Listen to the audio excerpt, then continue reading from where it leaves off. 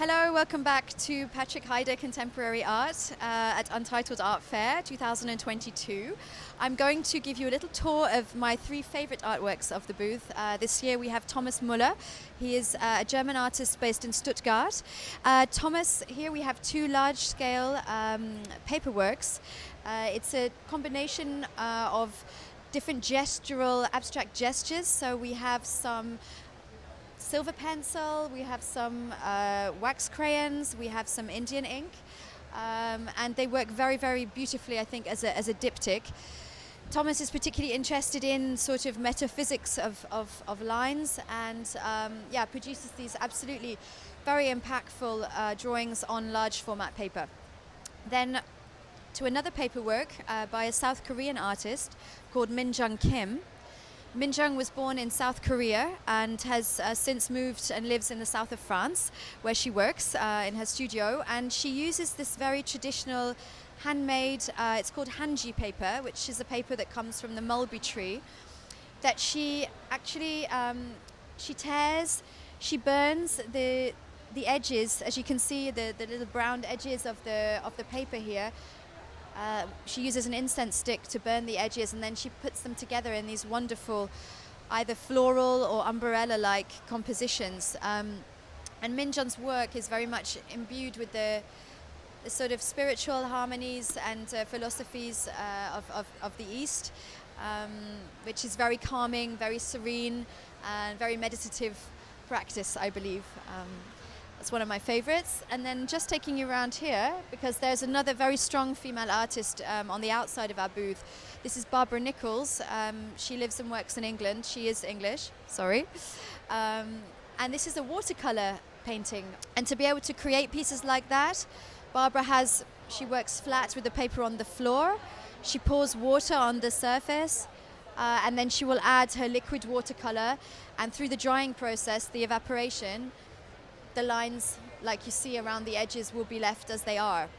And what I really love about Barbara's work is that there's an element of real control that she has to be able to keep the water and the inks and the watercolors on the paper. But at the same time, there's also a real lack of control as well, because at the end of the day, she doesn't know what will form, within the evaporated lines. And again, something very calming to look at and be with.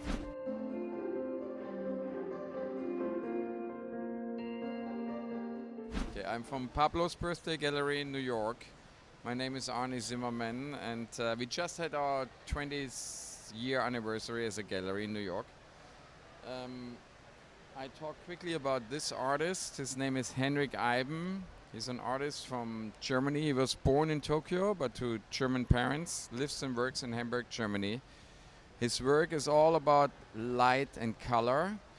You could say he's a composer of color. How a musical composer composes with notes.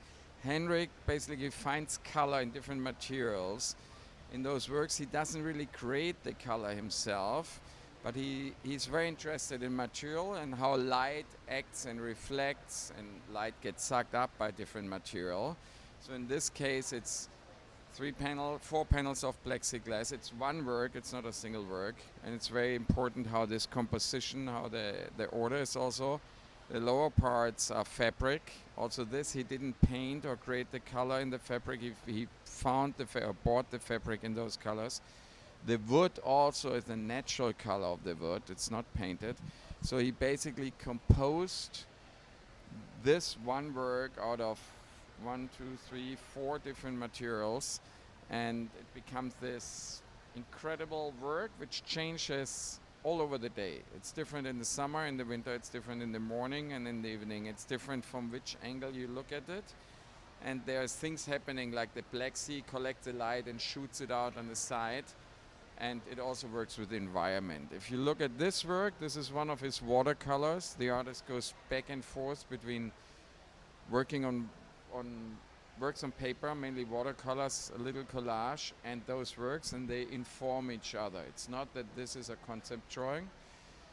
So if you look at this beautiful, delicate work, I mean, he has such a sensibility for lines and color. I'm in love myself with that work, I have to say. It's also a very good one. And then if you look at this is another sculpture of him, and you see here what's happening when the light hits basically in that case the colorful plexiglass, and it's like a watercolor on the wall. And again, from wherever you look at it, it will change. And it will change if we would switch the light now off. It would change if the sun would hit it. What's also great by his work is normally art should never hang close to bright areas. That's one of the few artists you want to have close to light. So look at this. If you look what's happening when the light comes on, it's a watercolor now on the wall, but a changing watercolor. This is hand-blown glass, which is meanwhile very rare to find. It's only used any longer to restore old church windows. So he flies to certain places in the world and looks for that glass. And then he composes this incredible, beautiful, fragile, but also super dangerous. So it's really dangerous beauty. The work, it's super, super sharp here. But he wants it like that. I had already collectors who said, I badly want one of those works, but I have kids and I want you to make a work with not sharp edges. And he says, no, I can't do that because that's part of the idea of the work.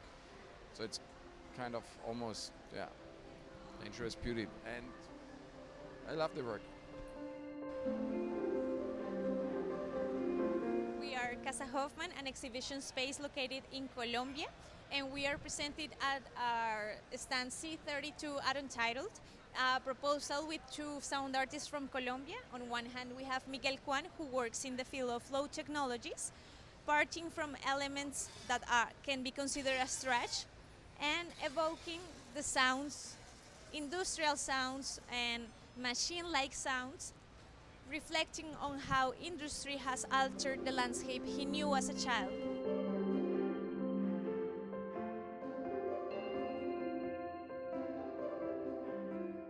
I would like to present you Alba Triana.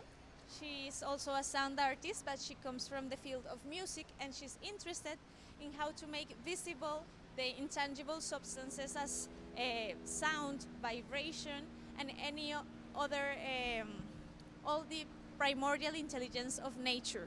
So you will see how here these forces interact and play the instruments by themselves. This is part of a series called Delirious Fields. Here you will see her artwork Orbits, where it has an electromagnetic field that induces the movement of the sphere and draw the path on the magnetic field. This piece, Entropic Ballet, where she creates a scenario where needles dance and tangle and detangle by themselves, just in this idea of entropy and self-organization properties in the natural world.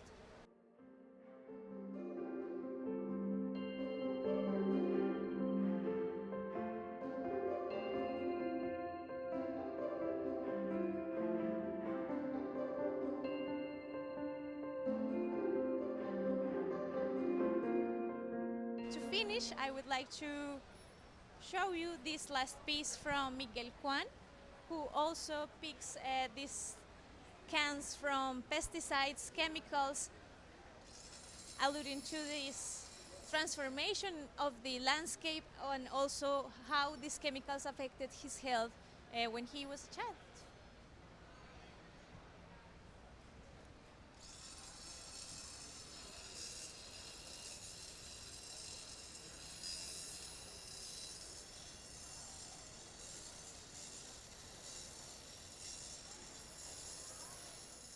Hello, my name is Anita. I work at Paulo Kuczynski Gallery. We're a gallery from Brazil, presenting a duo between two really important Brazilian artists, which are Alfredo Volpi and Ione Saldanha. Not only similar because of the technique, which was the tempera, but also the trajectory that both artists made during the years.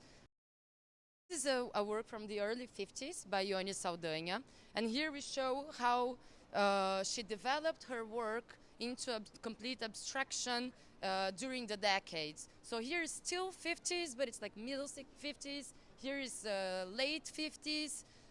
She still has lots of elements from the facades. So you can still see that there are cityscapes, but they are a lot more abstract. Like this looks like a small house Over here you can see windows, you can see doors. It still is a facade, even though it's not anymore a figurative work.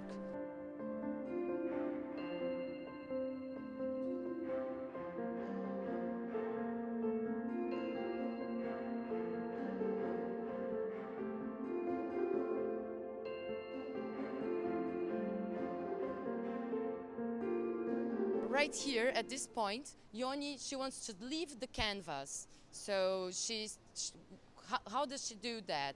She wants the painting to be only about color. So she starts painting these slats with bands of colors. During the 70s and the 80s, Ione Saldanha, she goes like a step forward, and she started painting, still with tempera, she started painting bamboo canes.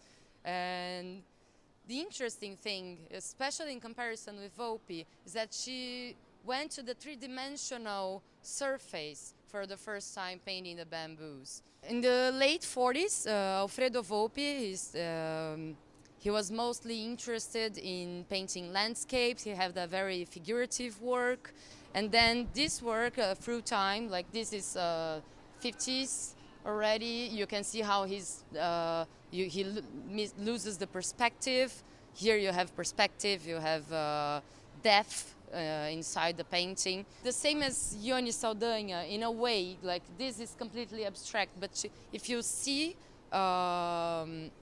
with attention, you can notice that there are still elements from the facades, from where they started. I can say my professional life started with Volpi.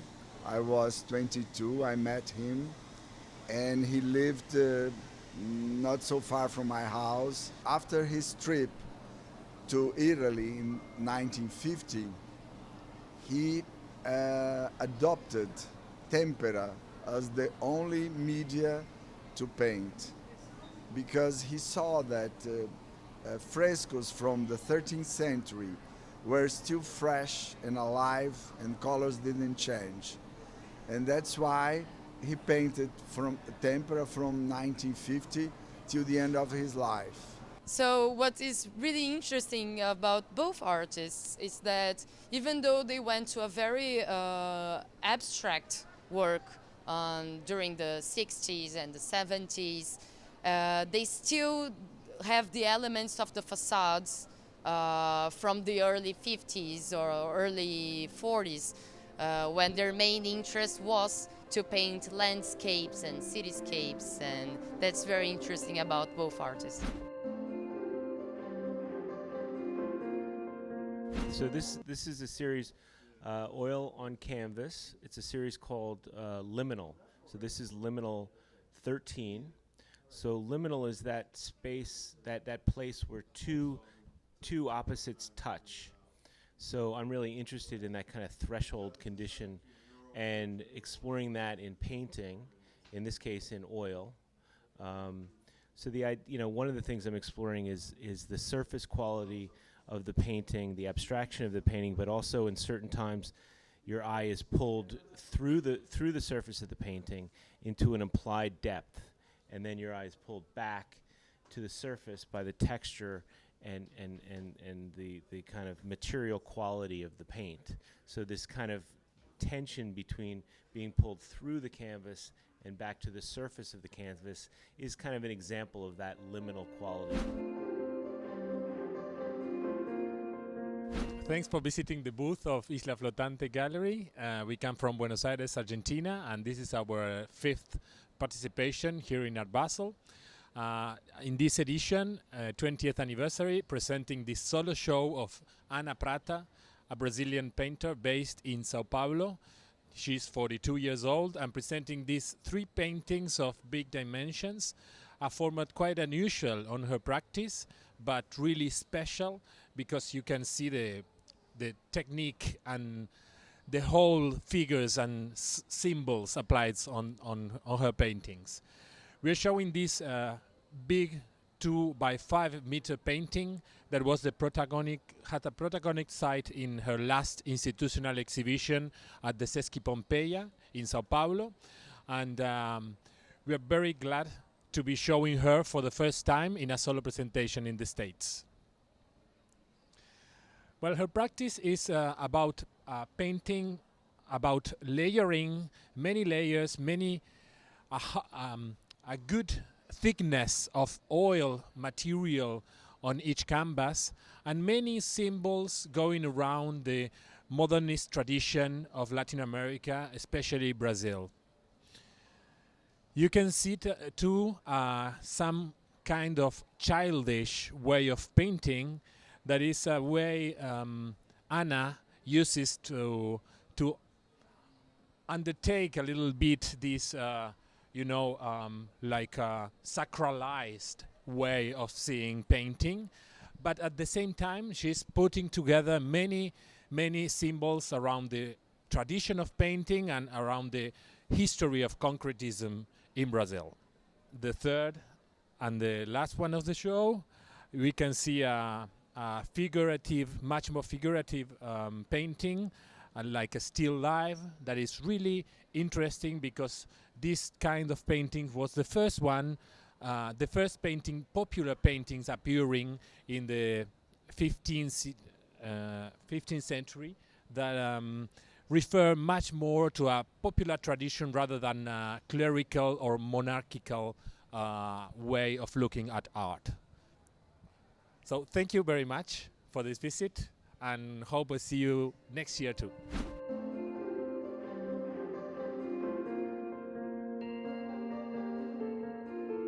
Hola, mucho gusto. Mi nombre es Omar Barquet, soy un artista mexicano, originario de la zona del sureste mexicano, del Caribe. Mi trabajo tiene que ver, como se puede ver un poco en esta imagen, con cierta relación que tenemos en esa zona, bueno, y también aquí en Miami y en muchos lugares, con las temporadas de huracanes, como un proceso de transformación, como un proceso de regeneración. La tormenta no solo es entendida como un asunto climático, sino como un tema interno también, como un proceso de sanación de un trauma, algo que ayuda a trasladar el conflicto hacia un nuevo momento. Esta obra se titula Los resquicios sombríos, es un homenaje al poeta Francisco Hernández, a quien pedí permiso para reinterpretar un poema y empezar a generar diferentes series de trabajo. Esta pieza está realizada en gilografía, collage y fragmentos de mecedora de madera que están cortados e incrustados en la pieza. La pieza reinterpreta este poema que él escribió para el pintor Günter Guerzo.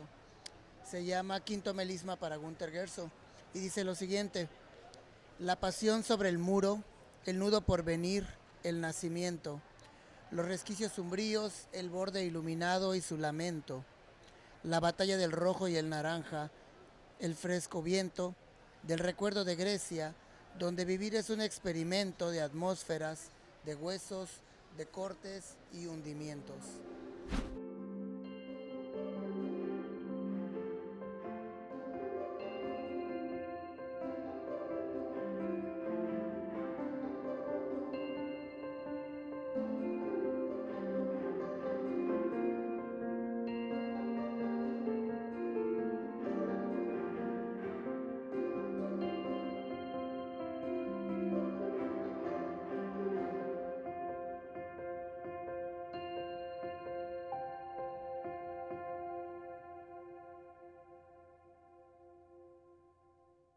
Hi, my name is Leah. I work for Library Street Collective in Detroit, Michigan. We're super excited to be featuring Beverly Fishman's work alongside Jason Revoke, as well as several other artists that we represent.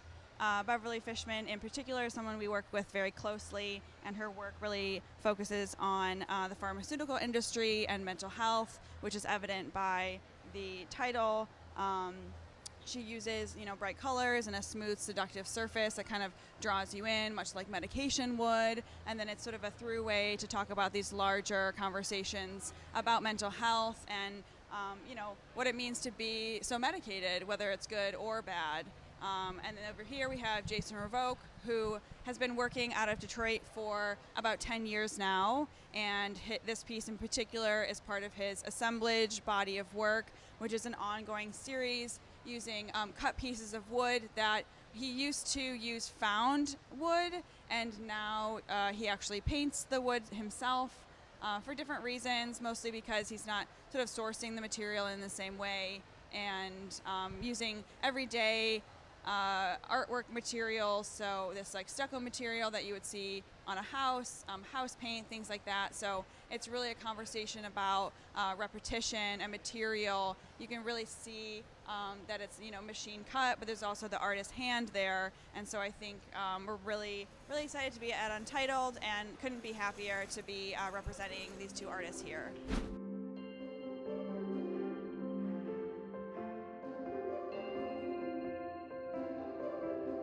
My name is Cole Rogers. I'm the master printer and artistic director at High Point Center for Printmaking, which is a multifaceted printmaking studio that teaches classes, publishes artwork, has a gallery. And here is some work that we produced with Jim Hodges over about a 5-year period. There are 4 prints in the series. We've only got 3 displayed due to wall constraint, but it is a series that is based loosely on the 4 seasons. Jim came out and started a couple of etchings with us, and over the next 2 years as he was producing those, came out during different seasons and felt like the classical 4 seasons would be something that he would like to tackle. And behind me we have winter, the second one is summer, and the one on the end is fall. Combinations of lithography, etching, woodcut, screen printing, and a lot of sheen collé. This is the work of Delita Martin. She's a Houston-based artist who wanted to do a series based on her sisters, herself, cousins as children. They're paired with antique christening dresses, which she collected over the years. The dresses were actually made into something called a collograph plate that would print the dress over the portraits. This is actually a self-portrait of Delita. This one is Malaya, which is a cousin of hers, and this is Karen, one of her sisters. So she actually drew the background patterns, then she drew the portrait of the girl. Then the collograph of the dress was printed over the top, and then she came back with one of her signature moves of stitching on top to celebrate quilt making and women's work. And since these are an edition of 20 and there's 7 of them, she actually employed 3 women to help her who are retired quilters, came into the studio and did the stitching on the prints with Delita to complete them. These pieces are by Julie Meritu. Julie was born in Ethiopia, moved to the United States, and lived in Michigan for many years. She is a MacArthur Genius Fellow and a very renowned, probably one of the top painters and artists in the world today. We've worked with her over about a 20-year period. The first time we worked with Julie was in 2003, and she came back during 2021 and into 2022 and worked with us on this series of 3 prints. The color print is a screen print, as is the color print on the other end.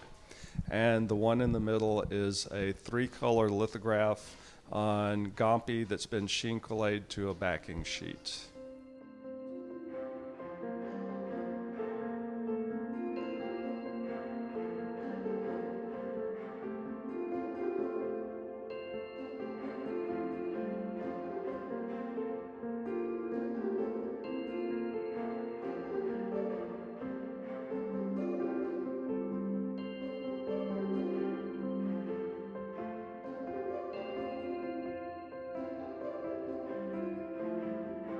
This is a series of 8 etchings by Stanley Whitney that he did in Denmark. Here he had to work on the etching plates. And if you know about etching, in this case, the plate would be covered with a ground, like a wax substance, and he would draw the lines that he would want printed in the wax, and then the plates dipped in acid. So if you dip it for 5 seconds, you get a very wispy little line. And if you do it for a minute, it becomes much darker. So this looks like pure etching, where this is an aqua tint, which allows much thicker, darker lines to be etched into the plate. This is a monotype by Stanley Whitney. Monotype means it is a one-of-a-kind, unique print, printed in this case from a block of wood that he painted on, and then they were able to pull one impression. It's a wonderful series that we've been lucky to have quite a few over the years. And you can see the grain of the wood here and some of the color that shows through. So he might have painted in blue and red and then covered it with white, and then because of the lines of the wood, some of the undercolor pulled out.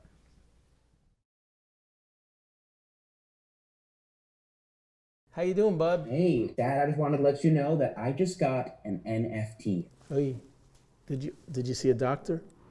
No, NFT.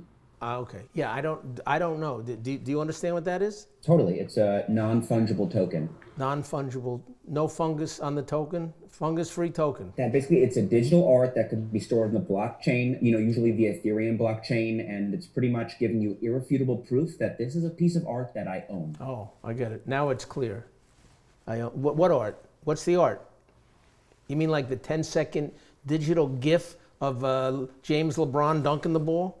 That art?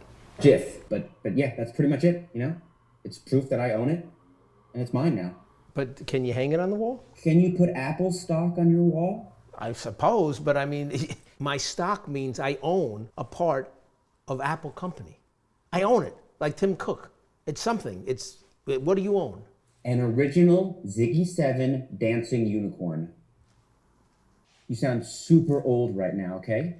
This is where it's at, all right? You got to get rid of that hippie mindset of paper and pen and get into the present, okay? I never danced in the mud.